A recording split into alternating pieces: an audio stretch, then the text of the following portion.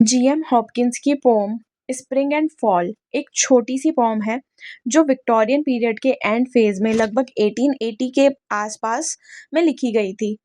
Hopkins खुद एक Jesuit priest थे, इसलिए उनकी पोइट्री में रिलीजन और स्पिरिचुअल थिंकिंग का स्ट्रॉन्ग इन्फ्लुएंस दिखता है।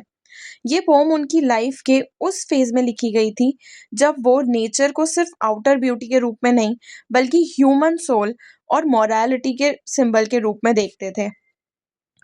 कॉन्टेक्स्ट समझने के लिए ये इम्पॉर्टेंट है कि विक्टोरियन एरा में इंडस्ट्रियलाइजेशन बढ़ रहा था। लोग नेचर से दूर हो रहे थे और existential questions life death loss ये जो होते हैं इनको ज़्यादा प्रोमिनेंट हो रहे थे। हॉपकिंस इस सब के बीच नेचर को एक स्पिरिचुअल मिरर के रूप में यूज़ करते हैं।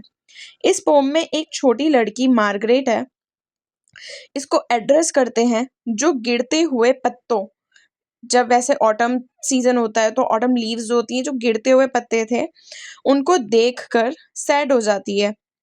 सरफेस लेवल पर लगता है कि वो बस लीव्स के लिए रो रही है, लेकिन पॉइट ग्रेजुअली रिवील करता है कि एक्चुअली वो अपनी ही फ्यूचर मॉरलिटी और लॉस को अननोइंगली फील कर रही थी। स्प्रिंग एंड फॉल का टाइटल सिंबॉलिक है। स्प्रिंग चाइल्डहुड और इनोसेंस का सिंबल है, जबकि फॉल अडल्टहुड और डिक्लाइन जैसे डेथ की तरफ जो हमारी जर्नी होती है उसको रिप्रेजेंट करता है। हॉपकिंस ने इस पोम को इसलिए लिखा क्योंकि वो ह्यूमन साइकोलॉजी को एक यूनिवर्सल ट्रुथ दिखाना चाहते थे। बचपन में हम दूसरों के लॉस पर रोते हैं, लेकिन बड़े होते होते समझ आता है कि हर ग्रीफ अल्टीमेटली अपनी ही मॉरलिटी का रिफ्लेक्शन होता है। पोम का डीपर कॉन्टेक्स्ट क्रिश्चियन फिलोसॉफी से जुड़ा हुआ है, स्पेशली कॉन्टेक्स्ट ऑफ ओरिजिन सिन और ह्यूमन मॉरलिटी। हॉपकिंस ये सजेस्ट करते हैं कि दुनिया की हर चीज़ डिके होती है, जैसे लीव्स गिरते हैं, और इंसान भी इस यूनिवर्सल लॉ से बच नहीं सकता है। इसलिए मार्गरेट का सैडनेस एक नेचुरल ऑलमोस्ट स्पिरिचुअल रिएक्शन है जो हर इंसान अपनी लाइफ में कभी ना कभी एक्सपीरियंस ज़रूर करता है। ये पोम एक छोटी सी सिचुएशन से स्टार्ट होती है। एक यंग चाइल्ड मार्गरेट ऑटम के गिरते हुए लीव्स को देखकर सैड हो रही थी। उसे लगता है कि वो बस नेचर के चेंज के लिए अपसेट है, क्योंकि बचपन में इमोशंस डायरेक्ट और इनोसेंट होते हैं। लेकिन पॉइंट धीरे धीरे डीपर ट्रुथ रिवील करता है। वो कहता है कि जैसे जैसे इंसान बड़ा होता है वो ऐसे नेचुरल चेंजेस के लिए उतना इमोशनल रिएक्ट नहीं करता है। अडल्ट स्टेज में इंसान थोड़ा इमोशनली नम या कंट्रोल्ड हो जाता है, पर इसका मतलब ये नहीं कि फीलिंग्स खत्म हो जाती है, बस समझ बदल जाती है।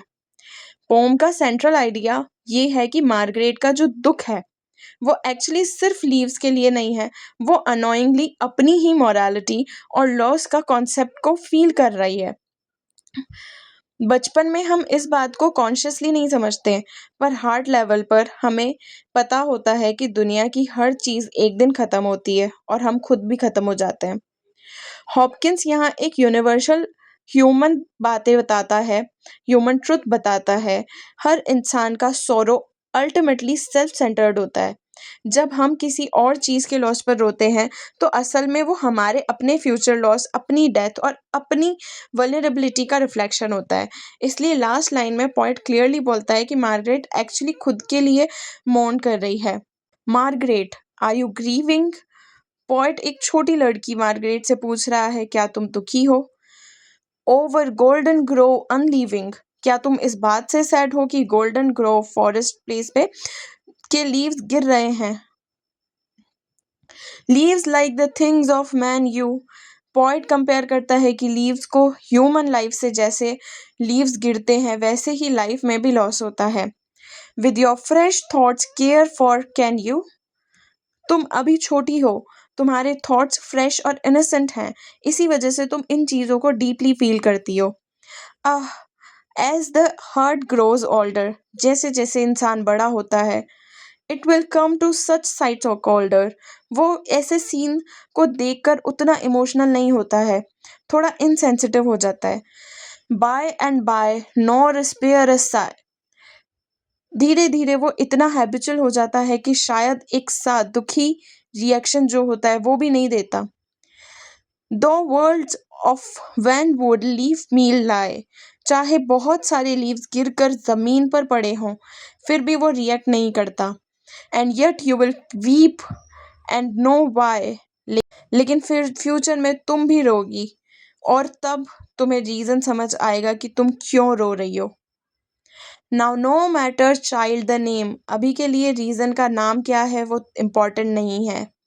Sorrows spring are the same, हर टाइप का सॉरो जो दुख है हमारा, एक ही सोर्स से आता है, अंदर से। Nor mouth had no nor mind expressed, अभी तुम ना वर्ड्स में एक्सप्रेस कर सकती हो ना माइंड से समझ पा रही हो। What heart heard of cost guest, लेकिन तुम्हारा हार्ट और इनर सोल ऑलरेडी इस फीलिंग को सेंस कर रहा है। It is the blight man was born for, ये जो सैडनेस है वो ह्यूमन लाइफ का पार्ट है, इंसान इस सफरिंग के साथ ही पैदा होता है। It is Margaret you mourn for, सबसे इम्पॉर्टेंट लाइन है ये, तुम एक्चुअली लीव्स के लिए नहीं बल्कि खुद के लिए रो रही हो, अपनी फ्यूचर डेथ और लॉस के लिए रो रही हो।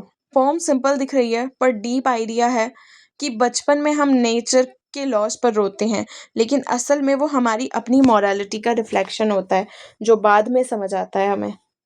होप आपको ये अच्छे से समझ आ गया है। अगर आपको कोई डाउट है तो आप पूछ सकते हैं। अगर ये वीडियोस आपके लिए हेल्पफुल हो रही है तो please subscribe my channel and share my videos. Thank you so much.